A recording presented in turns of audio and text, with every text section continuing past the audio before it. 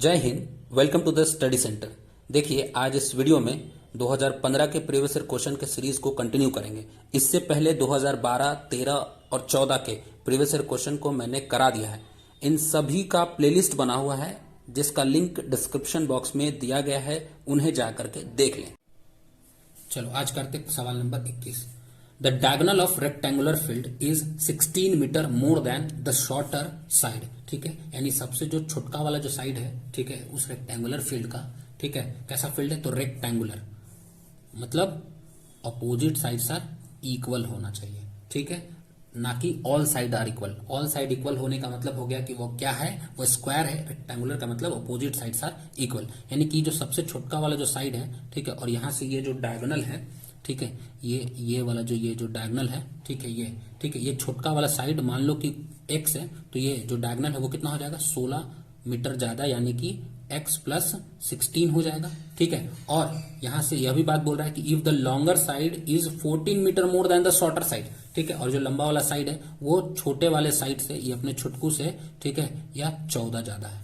बोलो, बात समझ आई? ठीक है, अब यहां से then find the length of side of the field. ठीक है, अब जो है कि इसीलिए तुमको क्या बताना है कि इस फील्ड का क्या साइड बताना है, कि इसमें फील्ड का साइड कितना होगा। तो यहां से ऐसा मान लो कि लेट द शॉर्टर साइड, या इसको मान लो breadth of rectangular field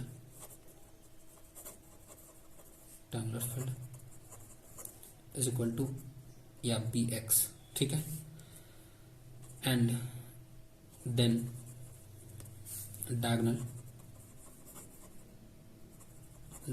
d यह मान लो, और ब्रेथ को ना यह मान लो कि ये b है। ठीक है, स्मॉल b मान लो। ठीक है, और डायगोनल को स्मॉल d मान लो, और ये कितना हो जाएगा x प्लस 16 हो जाएगा। एंड जो लेंथ यानी कि जो लॉन्गर साइड है वो, ठीक है, ये मान लो कि l, ये कितना हो जाएगा x प्लस 14। अब तुम जानते हो कि डायगोनल इज इक्वल टू क्या होता है, रूट अंडर लेंथ का स्क्वायर प्लस ब्रेथ का स्क्वायर। बोलो होता कि नहीं? अब यहां से डायगोनल यानी कि d is equal to L square plus B square, ये रूट में हो गया। अब यहां से जो d है, ठीक है, वो कितना है तुम्हारा x प्लस 16 है, x प्लस 16 है, और ये l कितना है x प्लस 14 है। ठीक है, और b कितना है, b है x, तो x का स्क्वायर हो गया। अब यहाँ पे ये रूट में, अब यहां से क्या करोगे, दोनों तरफ स्क्वायर करोगे तो ये हो जाएगा x प्लस 16 का स्क्वायर। ठीक है, x प्लस 16 का स्क्वायर। फिर उसके बाद यहां से ये रूट हट जाएगा तो यहां हो जाएगा x प्लस 14 का होल स्क्वायर। ठीक है, और फिर यहां से x स्क्वायर। ठीक है, ऑन स्क्वायरिंग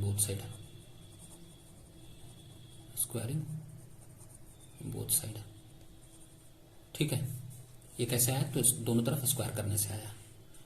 अब यहां से x square plus a square, a plus b का होल स्क्वायर। ठीक है, ए प्लस बी का होल स्क्वायर।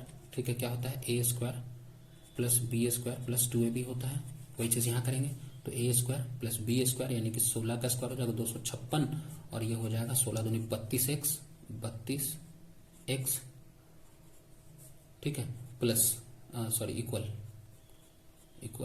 यहां से एक्स स्क्वायर, और ये हो जाएगा 14 का स्क्वायर 196, और plus 28x plus X square. ठीक है, ये देखो एक एक्स स्क्वायर से एक एक्स स्क्वायर कैंसिल आउट हो गया। ठीक है, अब यहां से ये 32x जब इधर जाएगा तो माइनस में 28 हो जाएगा, और ये 256 जब इधर जाएगा, ठीक है, तो ये हो जाएगा 60। ठीक है, बोलो बात समझ आए? तो हम यहां से डायरेक्ट इसको लिख सकते हैं एक्स स्क्वायर। ठीक है, और ये 32 उधर गया था तो माइनस में हो गया तो माइनस 4x। ठीक है, और ये 256 उधर गया था तो माइनस में हो गया था, ये हो गया 60 इज इक्वल टू 0। ठीक है, इतना तो आता होगा ना, बोलो, या फिर ये भी अलजेब्रा नहीं आता तो फिर मैं इसको फिर एक एक करके लिख करके मैं बताऊंगा।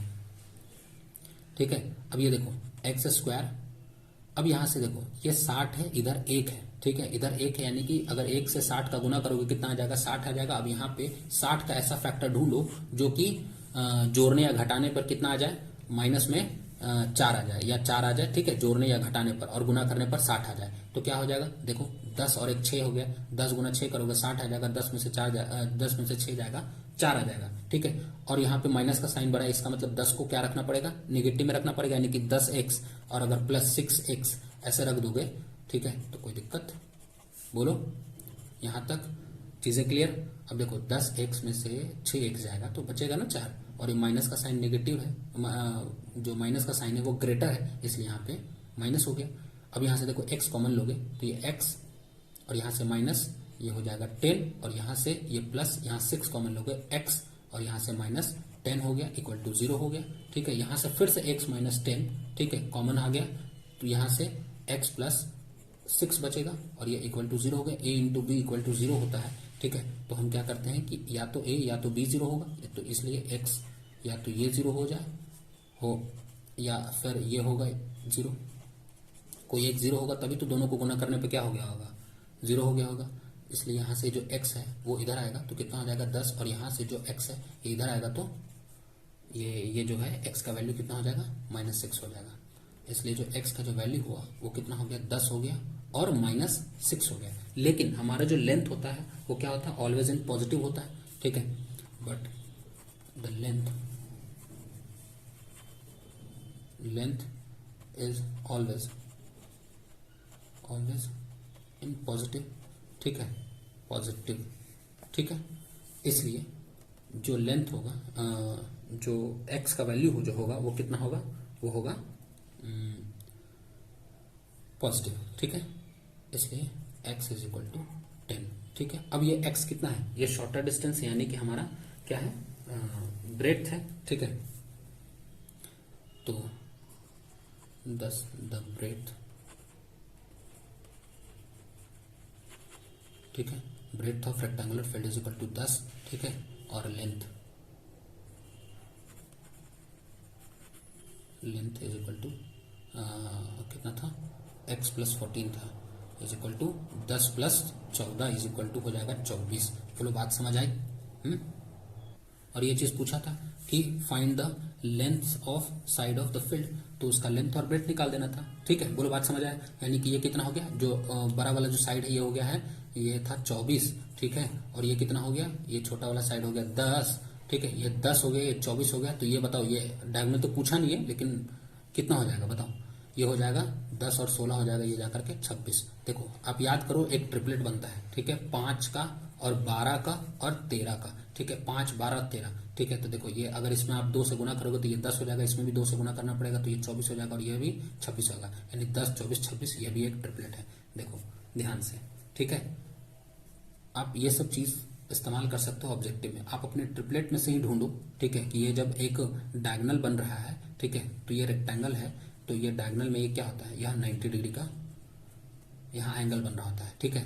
तो आप यहाँ पे भी ढूंढ सकते हो कौन सा ऐसा ट्रिपलेट है जो मतलब उसका सबसे छोटा वाला और सबसे बड़ा वाला के बीच का अंतर जो है 16 है, और सबसे छोटा वाला और जो बीच वाला यानी मंझले वाले का अंतर जो है 14 का है। तो इस तरीके से आप ट्रिपलेट भी ढूंढ सकते थे, ठीक है, अगर ऑब्जेक्टिव में आता है तो, ठीक है। बोलो क्लियर? अब करेंगे सवाल नंबर 22, ठीक है। Find the 60th term of the AP 8 10 12, ठीक है।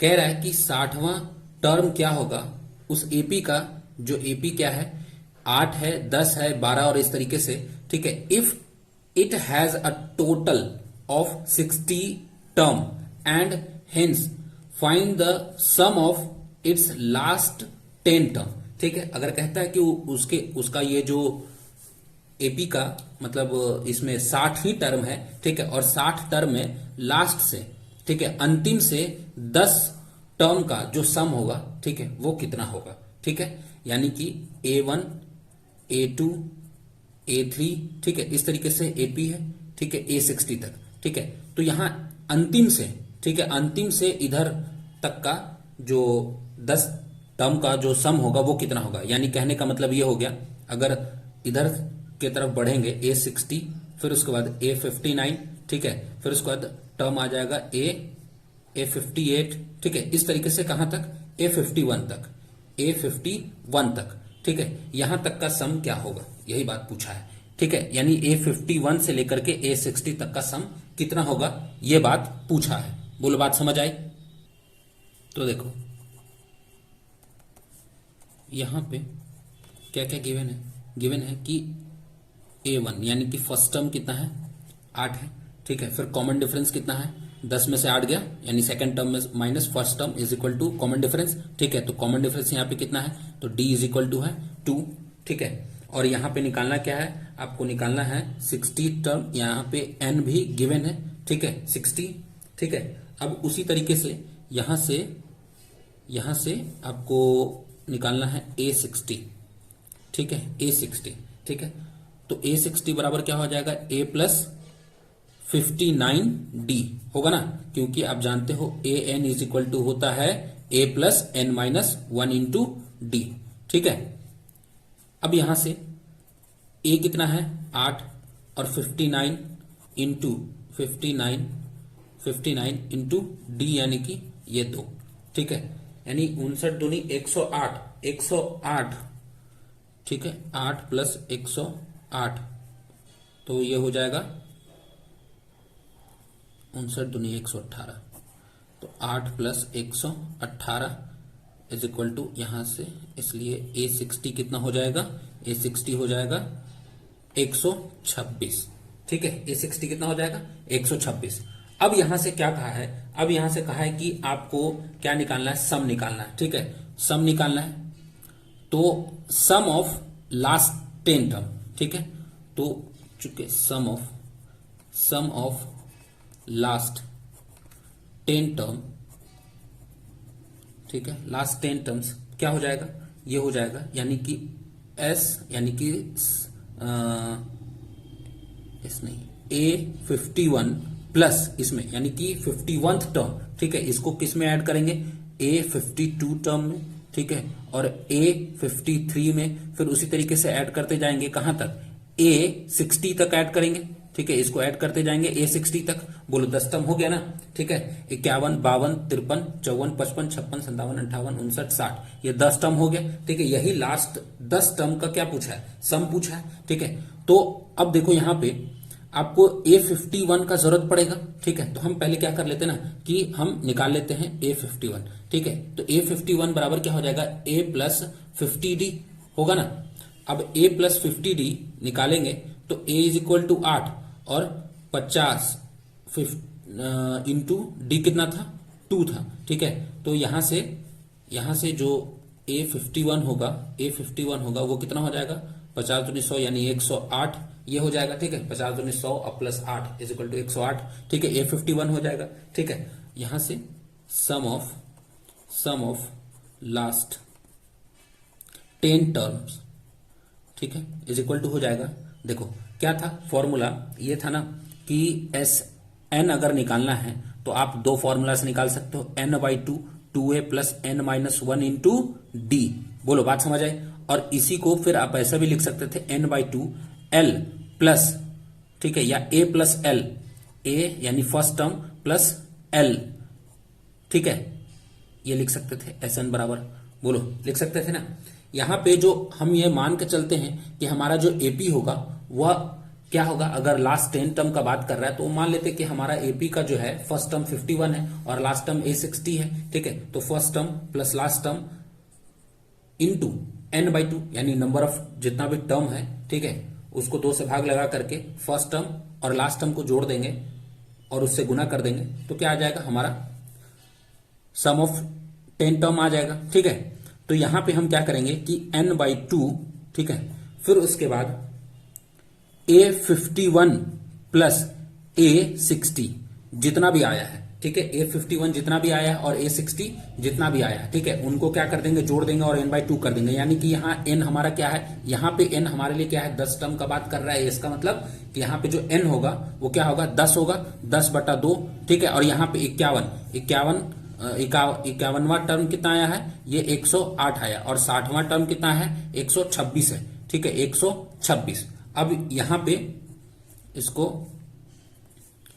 गुना कर देते हैं, ठीक है, तो यहां से जब इसको गुना करेंगे तो ये 8 और ये 26 हो जाएगा 34, यानी कि हो जाएगा ये 234। 5 गुना 234, ठीक है। अब देखो इसको गुना करना है, ठीक है। तो यहां पे आप इसको 234 को आप ऐसे समझो कि ये 200 होगा, ठीक है। ये क्या होगा 200 होगा, ठीक है। ये 200 और प्लस 34 है, ठीक है। तो देखो 200 में 5 से गुना करोगे कितना आ जाएगा 1000, और 34 में 5 से गुना करोगे तो कितना आ जाएगा 170, ठीक है। 170, ठीक है। अब देखो 34 को क्या लिख सकते हो 17 गुना 2 लिख सकते हो। अब इसमें 5 से गुना करना है, ठीक है। तो 5 दूनी 10 और 17 कितना हो जाएगा 170 हो जाएगा, ठीक है। अब तो हम यहां से ये लिख सकते हैं कि इसको इतना से गुना करने के बाद ये हो जाएगा 1100। अब इसको जोड़ दोगे तो 1170 आ जाएगा ना, यानी कि जो तुम्हारा सम ऑफ लास्ट 10 टर्म होगा वो कितना हो जाएगा 1170, ठीक है। तो तुम यहां से लिख सकते हो कि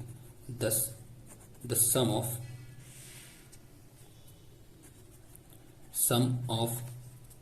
last 10 terms of AP is 1170, ठीक है। बोलो यहां तक बात समझ आई। अब क्वेश्चन नंबर 23, ठीक है।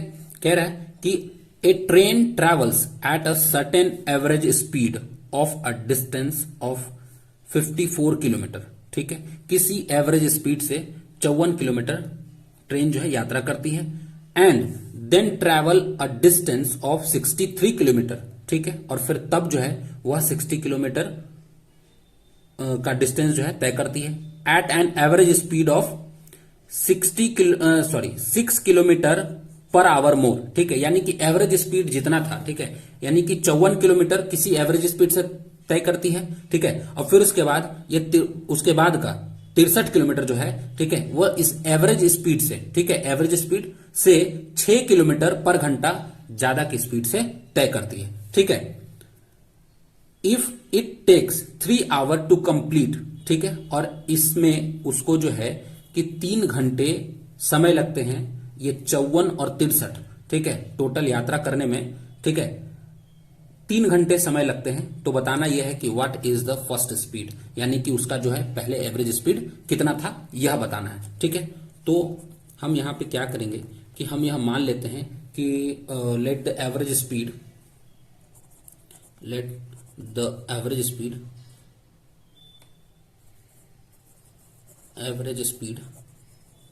ऑफ ट्रेन बी एक्स, ठीक है। बोलो बात समझ आए। एवरेज स्पीड कितना है ट्रेन की, ठीक है, तो यह है एक्स है, ठीक है। फिर उसके बाद अगर यहां पे 6 अगर ज्यादा कर देगा, अगर स्पीड को क्या कर देगा 6 ज्यादा कर देगा, तो इसका स्पीड कितना हो जाएगा, ठीक है, इसका स्पीड हो जाएगा x + 6 हो जाएगा, ठीक है। तो अगर चाहो लिखना तो लिख सकते हो। After increasing 6 kilometre per hour the speed of train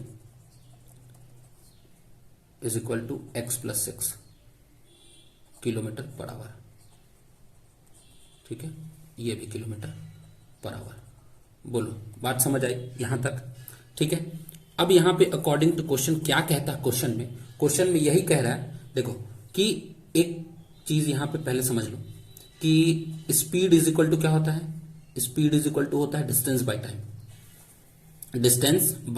time, ठीक है। तो यहां से टाइम इक्वल टू कितना होगा, ये टाइम बराबर कितना, अगर ये टाइम इधर आएगा और स्पीड इधर आएगा, ठीक है, क्रॉस मल्टीप्लिकेशन करोगे तो कितना आ जाएगा, time is equal to distance by speed होगा ना।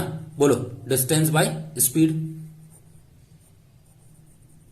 ठीक है, डिस्टेंस बाय स्पीड हो जाएगा, टाइम बराबर डिस्टेंस बाय स्पीड। अब देखो जब हम इक्वेशन बना रहे हैं तो एक चीज जानो पहले कि इक्वेशन होता क्या है, इक्वेशन क्या होता है। तो इक्वेशन जो होता है इक्वालिटी बिटवीन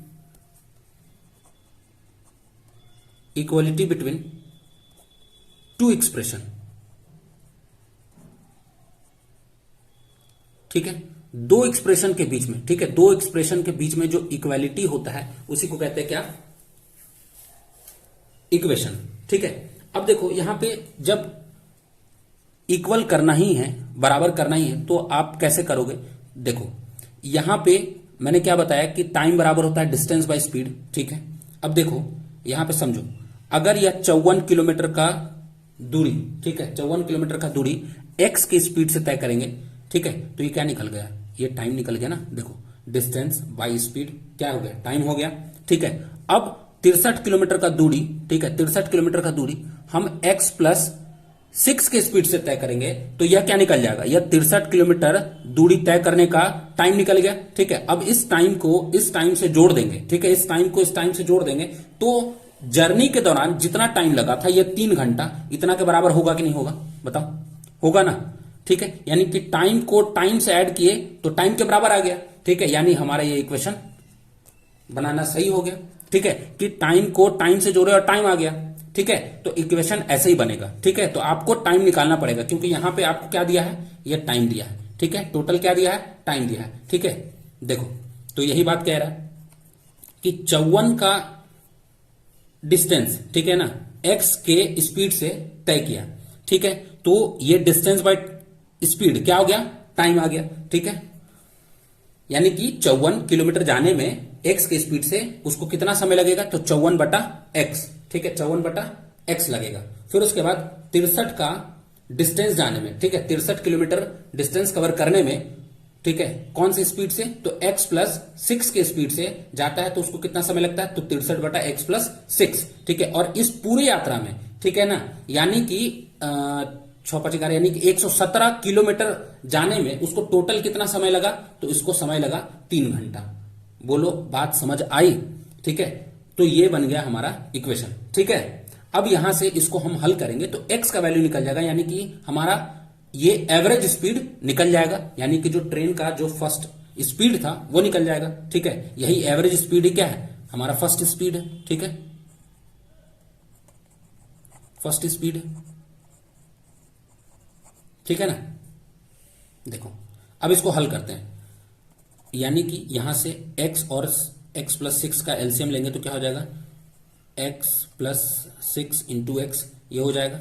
और यहां से अगर x ये भाग लगेगा तो ये 54 गुना x प्लस 6 हो जाएगा, और ये 63 x हो जाएगा, इक्वल टू 3 हो जाएगा, ठीक है। अब इसको और फर्दर करते जाएंगे सॉल्व, ठीक है। तो यहां से ये हो जाएगा 54x प्लस 54 को 6 से गुना करोगे, ठीक है, तो 6×5 = 30 और 6×4 = 24, यानी कि 324 हो जाएगा, और प्लस 63x हो जाएगा, ठीक है। अब इसको इधर ले आओगे, ठीक है, यानी कि जब इसको इधर लेकर के आओगे तो क्या हो जाएगा? ये 3x इंटू एक्स प्लस 6 हो जाएगा, कुछ इस तरीके से, ठीक है। अब यहाँ पे 54 और ये 63 जुट जाएगा तो कितना हो जाएगा?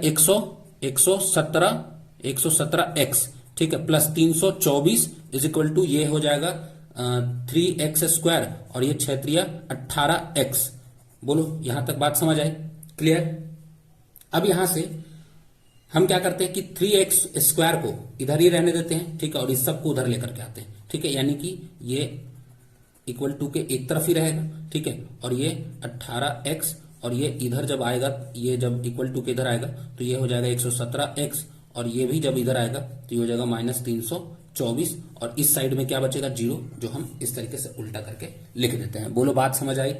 फिर उसके बाद यहां पे 3x², ठीक है। अब यहां से ये 18x अगर 117 में से जाएगा तो कितना बचेगा? 99x, ठीक है, तो माइनस में 99x, ठीक है, और यहां से ये 324 इज इक्वल टू 0। अब देखो इन सब में से 3 कॉमन निकल रहा है, 3 कॉमन निकाल दोगे, ठीक है, तो कितना बचेगा? यहां से x² और यहां से ये 33x, और यहां से 3 निकालोगे, 3 कम 3 और ये 0, 3 × 8 = 24, यानी कि ये 0, ठीक है। बोलो ये x² minus 3x minus 108 equal to 0, ये बन गया हमारा इक्वेशन। अब हम यहां से इसको क्या करते हैं? यहां से इसको फैक्टराइज करके, ठीक है ना, यहां से x का वैल्यू निकाल लेंगे, ठीक है। तो यहां से अगर फैक्टराइज करेंगे, इसके x² का कोफिशिएंट क्या है? 1, और यहां पे कांस्टेंट टर्म 108 को, ठीक है, 108 को ऐसा तोड़ो कि ये क्या आ जाए? जोड़ने या घटाने पर 33 आ जाए, और गुना करने पर इसका 2 फैक्टर ऐसा तोड़ो, जैसे 36 दिया 108, ठीक है, तो 36 को 3 से गुना करोगे तो 108 आ जाएगा, और 36 में से 3 घटाओगे तो ये 33 आ जाएगा। ठीक है, यानी कि यहां से लिख सकते हो plus X square plus 3x minus 36x minus 108 equal to 0। ठीक है, और यहां से x कॉमन लोगे तो यहां से x प्लस 3, ठीक है, और यहां से फिर माइनस कॉमन लोगे और 36 कॉमन लोगे तो x प्लस 3, ठीक है, इक्वल टू 0 हो जाएगा। फिर यहां से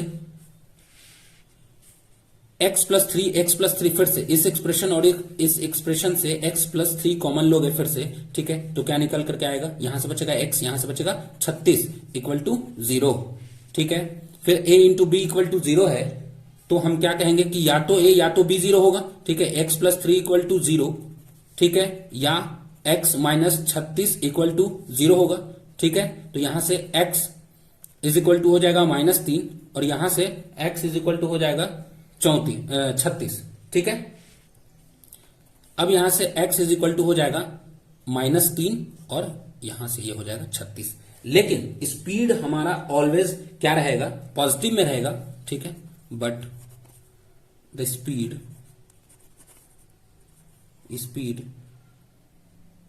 इज ऑलवेज पॉजिटिव। ठीक है, स्पीड हमेशा पॉजिटिव में रहेगा, इसीलिए therefore the speed या the average speed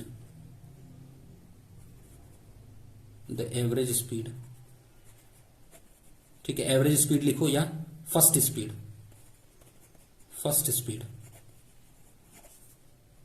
of train is 36 kilometre पर घंटा। ये होगा। बोलो बात समझ आई। अब सवाल number 24, prove that the length of the tangent drawn from an external point. ठीक है, कहां से, जो टेंजेंट है वो कहां से ड्रॉ किया गया है, तो एक्सटर्नल पॉइंट से, टू सर्किल आर इक्वल। ठीक है, मान लो कि एक सर्किल है, ठीक है, एक सर्किल, इसके बाहर एक कोई एक्सटर्नल पॉइंट है। ठीक है, यहां मान लो एक्सटर्नल पॉइंट है। ठीक है, इस एक्सटर्नल पॉइंट, ठीक है, मान लो ये P है, ये A है, ये B है। ठीक है, इस P एक्सटर्नल पॉइंट से, ठीक है ना, क्या करते हैं, दो टेंजेंट खींचते हैं। ठीक है, जिसका सेंटर O है। ठीक है, तो यहां पे ये बताना है कि यहां पे ये AP बराबर होगा इस BP के। ठीक है, ये दोनों टेंजेंट क्या होंगे, आपस में इक्वल होगा। बोलो बात समझ आए। यह सवाल कई बार मैंने बताया है, 2012 में, 2013 में, 2014 में, ठीक है, अब फिर से 15 में आया। ठीक है, तो ये बार बार सवाल आता है, इसको ध्यान से रखना कि ये कभी भी किसी भी साल पूछा जा सकता है। ठीक है, तो इसके लिए let a circle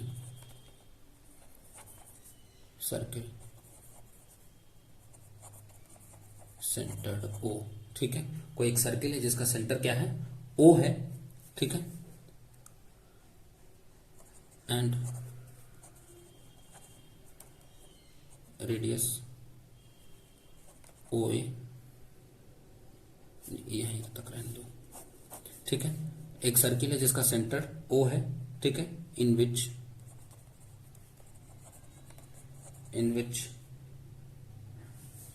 AP and BP, AP and BP are two tangent, two tangents। ठीक है, अब यहां पे क्या करेंगे कि प्रूफ क्या करना है। ठीक है, प्रूफ क्या करना है, प्रूफ करना है कि यहां से ये जो AP होगा ये टेंजेंट, और यहां से ये जो BP होगा ये क्या होगा, बराबर होगा। ये प्रूफ करना है। फिर उसके बाद हम इसको प्रूफ करने के लिए क्या करेंगे ना, कुछ कंस्ट्रक्शन करेंगे। ठीक है, कंस्ट्रक्शन करेंगे। क्या है कंस्ट्रक्शन में कि यहां से हम ज्वाइन कर देंगे O को A से। ठीक है, O को A से इसको, और फिर इसको O को B से। ठीक है, और फिर ज्वाइन कर देंगे O को P से। ठीक है, तो यहां पे लिखेंगे join O A O B and O P। ठीक है, फिर अब कर देंगे प्रूफ। ठीक है। अब यहां देखो, यहां पे दो दो ट्रायंगल बन रहा है, एक ओ ए पी और ओ बी पी, ठीक है। In triangle O A P and in triangle O B P, ठीक है।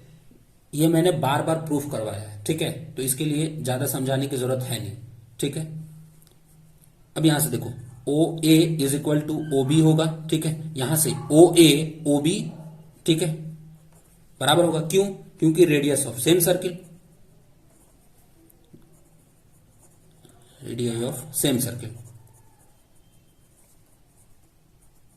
ठीक है। ये दोनों क्या है? रेडियस है। अब यहां से एंगल ओ ए पी बराबर होगा ओ बी पी के, एंगल ओ बी पी के, ठीक है। क्यों बराबर होगा? क्योंकि यहां जो रेडियस होता है, ठीक है, यहां जो रेडियस होता है, ठीक है, रेडियस क्या होता है? परपेंडिकुलर होता है किस पे? टेंजेंट पे, ठीक है। ये जो रेडियस है ये टेंजेंट पे क्या होगा? परपेंडिकुलर होगा। टेंजेंट पे क्या होगा? परपेंडिकुलर होगा, परपेंडिकुलर ऑन टेंजेंट, ठीक है,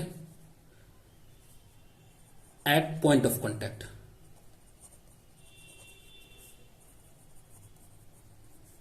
ठीक है। समझ आया? तो यहां पे पॉइंट ऑफ कांटेक्ट पे क्या होता है? परपेंडिकुलर होता है रेडियस टेंजेंट पे। फिर उसके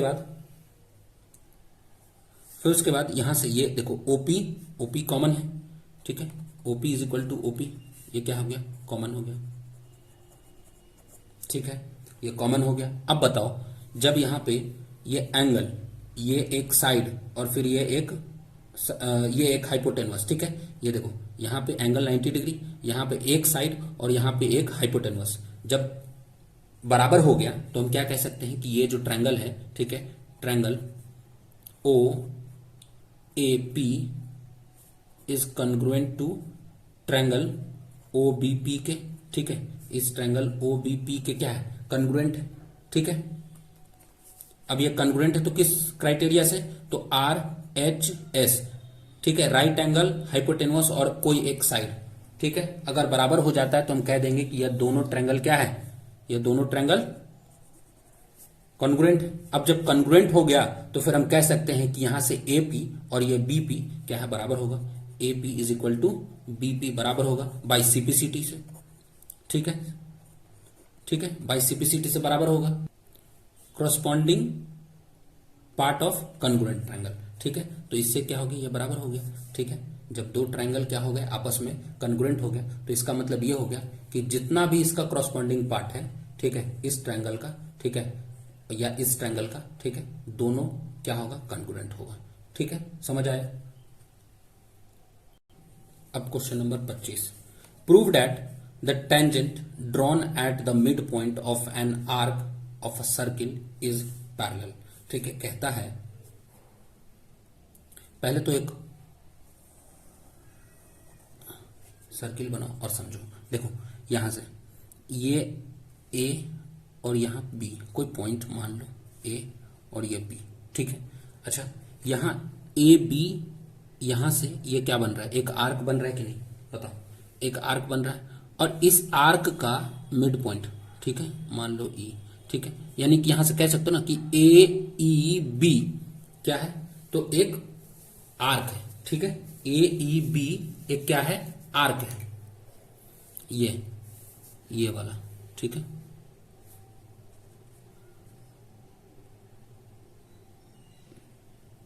ये वाला क्या है? यानी कि यहां से यहां तक देखो, ये यहां से यहां तक क्या है? एक आर्क है, ठीक है।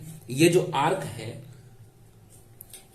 है, ठीक है, इस आर्क में यही बात कह रहा है कि prove that tangent at the mid point of an arc, इस आर्क का मिड पॉइंट ये है, ठीक है। और यहां से हम क्या करते हैं कि एक ऐसे इस तरीके से टेंजेंट खींचते हैं, ठीक है। एक क्या करते हैं? टेंजेंट खींचते हैं, ठीक है। Is parallel to the chord joining the end point of the arc. अब हम इस जो आर्क का जो एंड पॉइंट है ना, ये ए और बी, ठीक है, इसको ज्वाइन करते हैं, ठीक है, इसको ज्वाइन कर दिए, ठीक है। देखो तो ये टेंजेंट, ठीक है, क्या बोल रहा है? ये टेंजेंट क्या है, पैरेलल है किसके, जो कॉर्ड ज्वाइन कर रहे हैं, यानी ये ए बी, ठीक है, किसके, एंड पॉइंट ऑफ आर्क, ठीक है। ये टेंजेंट कहां से खींचा गया, तो मिड पॉइंट ऑफ आर्क से, ठीक है। ये पैरेलल है, जो कॉर्ड किसके पैरेलल है, तो जो कॉर्ड हम बना रहे हैं, ठीक है ना, कॉर्ड कहां बना रहे हैं, तो हम कॉर्ड बना रहे हैं ये जो है आर्क का जो एंड पॉइंट, ये जो दोनों एंड पॉइंट है ना, इससे जो मिलने वाला जो कॉर्ड है, ठीक है, ये कॉर्ड जो है क्या है, पैरेलल है इस टेंजेंट के। बस यही बात है कि प्रूफ करना है हमको, ठीक है। तो ये मान लो कि ये इसका सेंटर होगा, ये ओ, ठीक है। बोलो यहां तक बात समझ आई। अब देखो यहां से, अब यहां से समझोगे, ठीक है, कि लेट मिड पॉइंट, ठीक है, let mid point of an arc, ठीक है, ये आर्क का जो मिड पॉइंट है, आर्क क्या है, तो ए ई बी है, ठीक है, ए ई बी, ठीक है, ए ई बी है, बी ई है, ठीक है। इस ए ई बी, ठीक है, ए ई बी का, ठीक है, ए ई बी का जो आर्क है, इसमें ई क्या है, ई क्या है, मिड पॉइंट है, ठीक है, हम यह मान लेते हैं, ठीक है। एंड यहां से ये जो सी डी है, ठीक है, इसका नाम दे दो ये सी, ठीक है, और इसका नाम दे दो ये डी, ठीक है। ये जो सी डी है, सी डी, ठीक है, ये सी डी क्या है, C D be the tangent, ठीक है, ठीक है, ये टेंजेंट हो गया। एंड यहां से ये ए बी है, ए बी क्या है, ए बी कॉर्ड है, A B is a chord, ठीक है, समझ आया कुछ, ए बी क्या है, ए बी कॉर्ड हो गया। अब यहां से क्या प्रूफ करना है, टू प्रूफ, ठीक है, ये प्रूफ करना है कि यहां से ये ए बी, ठीक है, या सी डी, ठीक है, ये सी डी पैरेलल होगा ए बी के, ठीक है, ये पैरेलल होगा। अब यहां से हम क्या करते, कुछ कंस्ट्रक्शन, ठीक है, कंस्ट्रक्शन करते हैं। क्या कंस्ट्रक्शन करते हैं कि यहां से सबसे पहले हम यहां ओ से, ठीक है ना, ओ से हम क्या करते हैं, ओ से हम ई को मिलाते हैं, ओ से हम क्या करते हैं, ई को मिलाते हैं, इसको कुछ इस तरीके से, ठीक है, ओ से हम ई को मिला दिए, ठीक है। फिर उसके बाद यहां से इसको इससे मिला देते हैं, ठीक है, ए को ई से, ए को ई से, ठीक है। फिर उसके बाद ई को बी से मिला देते हैं। बोलो बात समझ आई, हाँ, यहां तक बात समझ आई कि नहीं। हम क्या किए कि ओ को ई से मिला दिए, ए को ई से मिला दिए और बी को ई से मिला दिए, ठीक है। अब हम यहां से लिखेंगे कि ज्वाइन, ठीक है, join A E and B E, ठीक है। वैसे ओ ई को ज्वाइन करने का जरूरत था नहीं, ठीक है, ओ ई को ज्वाइन करने का जरूरत नहीं है, ठीक है। तुम अगर इसको नहीं भी ज्वाइन करते हो तुम लोग तो चलेगा ये, ठीक है, क्योंकि हम सवाल सिर्फ इस पे बनाएंगे, ठीक है, ए बी ई इस पे, ठीक है, समझ गए। हम अल्टरनेट सेगमेंट थ्योरम का इस्तेमाल करेंगे, उसमें ये ओई का जरूरत है नहीं, ठीक है। ये दूसरे वाले मेथड में ओई का जरूरत पड़ता, लेकिन यहाँ पे इसमें जरूरत नहीं पड़ेगा, ठीक है। और मैं अल्टरनेट सेगमेंट थ्योरम वाला बताऊंगा, इसमें ओई का जरूरत नहीं पड़ेगा, ठीक है। देखो प्रूफ में क्या बोलता है, ठीक है, कि हम यहाँ पे ये जो ई है, ई क्या है, मिड पॉइंट है, बताओ है कि नहीं, E is the mid point, ठीक है, मिड पॉइंट है, ई क्या है, मिड पॉइंट ऑफ आर्क, ठीक है, मिड पॉइंट ऑफ आर्क, ठीक है, किसका, ए ई बी का, ठीक है, ए ई बी का। ये ए ई बी क्या है, ए से ई और ई बी ये क्या है, एक आर्क है, ठीक है। इस आर्क का ई क्या है, मिड पॉइंट है, ठीक है। मिड पॉइंट होने के नाते यहां से क्या हो जाएगा कि ए ई, ठीक है ना, यहां से जो ए ई है यह बराबर हो जाएगा बीई के। बोलो बराबर होगा कि नहीं होगा, ए ई जो है बीई के बराबर हो जाएगा। फिर उसके बाद हम यहां से ये कह सकते हैं कि now in triangle A E B, ठीक है, ट्रायंगल ए ई बी में, ठीक है, ए ई बी ट्रायंगल में, यहां से इस ट्रायंगल में ए ई बी में, इस ट्रायंगल ए ई बी में क्या हो जाएगा, A E is equal to B है, ठीक है, ए ई बी के बराबर है, ठीक है ना। इसलिए यहां से तुम यहां से कह सकते हो कि यहां जो ये एंगल है ई ए बी और ई ए बी और ई बी ए दोनों क्या होगा, इक्वल होगा, ठीक है। E A B equal to angle E B A, ये बराबर होगा, है ना, बराबर होगा। यहां पे क्या है कि इक्वल, ठीक है ना, इक्वल साइड्स इक्वल साइड्स, ठीक है ना, यहां जो इक्वल साइड है, ठीक है, क्रॉसपॉन्डिंग, ठीक है, क्रॉसपॉन्डिंग टू इक्वल एंगल, ठीक है, इक्वल एंगल, ठीक है ना। देखो यहां से जब साइड अगर इक्वल होता है, ठीक है, तो इसका जो क्रॉसपॉन्डिंग एंगल होता है ना, वो भी क्या होता है, इक्वल हो जाता है। बोलो बात समझ आया, ठीक है, बोलो बात समझे कि नहीं समझे। अब यहां से हम इसको अगर मान लेते हैं कि ये जो है हमारा क्या है, फर्स्ट है, ठीक है, तो हम यहां से कह सकते हैं, अब यहां पे देखो एक चीज, यहां पे ये देखो, ये एंगल और यहां से ये एंगल, ठीक है, ये दोनों एंगल क्या होगा, इक्वल होगा। ये दोनों एंगल क्या होगा, ये एंगल, ठीक है, इस टेंजेंट, ठीक है, इस टेंजेंट और इस कॉर्ड के बीच में, इस टेंजेंट, ठीक है, ये जो कॉर्ड है और ये जो टेंजेंट है, ठीक है, इस टेंजेंट और कॉर्ड के बीच में यहां जो बन रहा है एंगल ये, और यहां जो बन रहा है एंगल ये दोनों क्या होगा, इक्वल होगा। और यहां पे ये जो टेंजेंट है, ठीक है, और ये जो कॉर्ड है, ठीक है, ये जो कॉर्ड है, यहां पे ये एंगल, ठीक है, और ये एंगल दोनों क्या होगा, इक्वल होगा। बोलो इक्वल होगा कि नहीं होगा, ठीक है, यानी कि अल्टरनेट सेगमेंट थ्योरम से, किससे, अल्टरनेट सेगमेंट थ्योरम से, ठीक है। तो हम यहां पे लिख सकते हैं, ठीक है, कि ये देखो एंगल ए ई सी, ठीक है ना, यहां से देखो एंगल ए ई सी, ठीक है, ए ई सी ये बराबर होगा, ठीक है, किसके, तो ई बी ए के, ठीक है ना, तो ई बी ए के बराबर हो जाएगा, ठीक है। और यहां से वैसे यहां पे ये देखो, ये बी ई डी, ठीक है, एंगल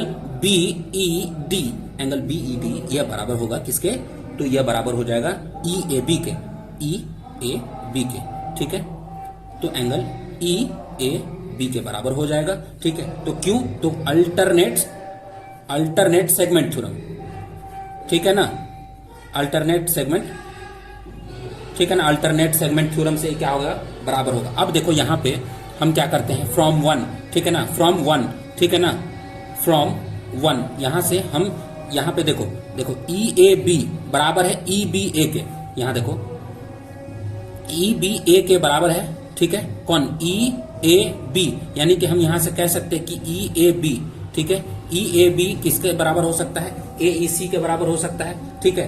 बोलो बात समझ आ रही है। या फिर यही ई बी ए, ठीक है, या ई ए बी, ये दोनों आपस में बराबर है, यानी ये दोनों बराबर है, यानी कह सकते हैं कि ये दोनों भी क्या हो जाएगा, बराबर हो जाएगा, यानी कि बी ई डी ये ई बी ए के बराबर हो जाएगा। देखो ये यहां फिगर से समझ लो, ये इसके बराबर, ये इसके बराबर, और ये दोनों आपस में बराबर है, ठीक है, ये दोनों आपस में बराबर है, तो बताओ ये इसके बराबर होगा कि नहीं, और ये इसके बराबर होगा, हो जाएगा ना।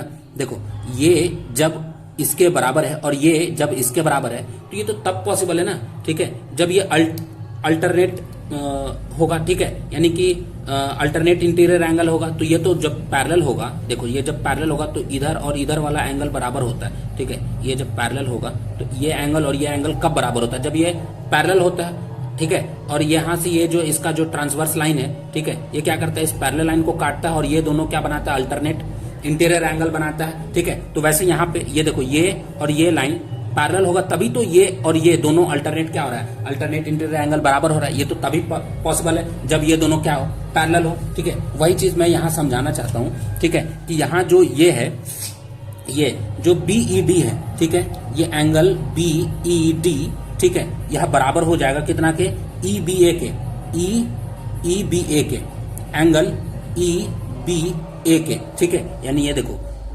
BED ये एंगल बाहर वाला, ठीक है, यह बराबर हो जाएगा EBA के, ठीक है। वैसे ही यहाँ पे ये वाला, ठीक है, वैसे ही सिमिलरली ये वाला भी क्या हो जाएगा, यह बराबर हो जाएगा, ठीक है। यहां से ये देखो AEC बराबर हो जाएगा किसके, EAB के बराबर हो जाएगा। बोलो बात समझ आया, समझ रहे हो कि नहीं। यहाँ पे ये वाला क्या हो जाएगा, ये बराबर हो जाएगा, ठीक है। अब जब यह बराबर हो जाएगा तो हम यहाँ से कहेंगे कि यहाँ से ये तो इसका मतलब ये हो गया, दैट मीन्स कि angle BED and angle EBA, ठीक है, आर अल्टरनेट, ठीक है, एंगल, ठीक है ना, ये दोनों क्या है, अल्टरनेट एंगल हो गया, ठीक है। और ये जो है विच इज पॉसिबल, ठीक है, which is possible only when A B, यहां पे ए बी पैरेलल होगा किसके, सी डी के, ठीक है। यहां ये तो तब पॉसिबल होगा जब ए बी पैरेलल हो जाए सी डी के। यहां पे ये तब पॉसिबल होगा, बताओ, ये एंगल बराबर है, तो इसका मतलब कब इसका मतलब ये हो गया कि ये दोनों क्या है, अल्टरनेट एंगल है, और ये अल्टरनेट एंगल है, तो इसका मतलब ये हो गया कि ये ए बी और सी डी क्या है, एक पैरेलल लाइन है, ठीक है। बोलो बात समझ आया। इसलिए हम, ठीक है ना, हेंस, ठीक है ना, हेंस तुम यहां से कैसे कि जो टेंजेंट होगा, ठीक है ना, जो ड्रॉ करोगे, जो टेंजेंट तुम ड्रॉ करोगे, ठीक है ना, मिड पॉइंट ऑफ आर्क से, ठीक है, वह जो है सर्किल के कॉर्ड के ना पैरेलल होगा, ठीक है ना। यानी कि वो जो सर्किल कौन से, वो आर्क के जो एंड पॉइंट है ना, इनको ज्वाइन करने वाले जो कॉर्ड है, उसके क्या होगा, ये पैरेलल होगा। बस यही चीज लिख दो, hence the tangent drawn at the mid point of an arc of a circle is parallel to the chord joining to the end point of the arc, ठीक है। बोलो एट, देखो, the tangent drawn at the mid point, ठीक है, mid point of an arc of a circle, ठीक है, circle is parallel to the chord, ठीक है, कॉर्ड ज्वाइनिंग द एंड, ठीक है, ज्वाइनिंग द एंड पॉइंट्स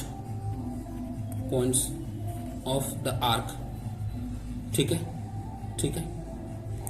ये इतना लिखना पड़ेगा। बोलो बात समझ आए, हो गया। बस इसमें यह बात समझने वाली बात यह थी कि इसमें ये अल्टरनेट जो सेगमेंट थ्योरम लगा करके, ठीक है, ये एंगल इस एंगल के और ये एंगल इस एंगल के बराबर कर दिए, ठीक है। और फिर यहाँ पे ये दोनों एंगल ऑलरेडी इक्वल था, ठीक है, ऑलरेडी इक्वल होने के कारण, ठीक है ना, ये ऑलरेडी इक्वल क्यों हो गया, क्योंकि यहाँ पे एक आइसोसेलेस ट्रायंगल बना, क्योंकि यह जो है इस आर्क का ये मिड पॉइंट है ई, तो ए ई बी ई के बराबर है, इसलिए ये एंगल के बराबर हो गया, तो ये एंगल के बराबर, ये एंगल के बराबर हो गया, ठीक है। इसलिए ये जो है क्या हो गया कि ये दोनों अल्टरनेट एंगल बन गया, और अल्टरनेट एंगल बनने के कारण ये ए बी और सी डी क्या है, ये पैरेलल लाइन हो गया। बोलो बात समझ आई। वीडियो कैसा लगा कमेंट करके जरूर बताएं, और आपने मुझे इतना समय दिया इसके लिए धन्यवाद।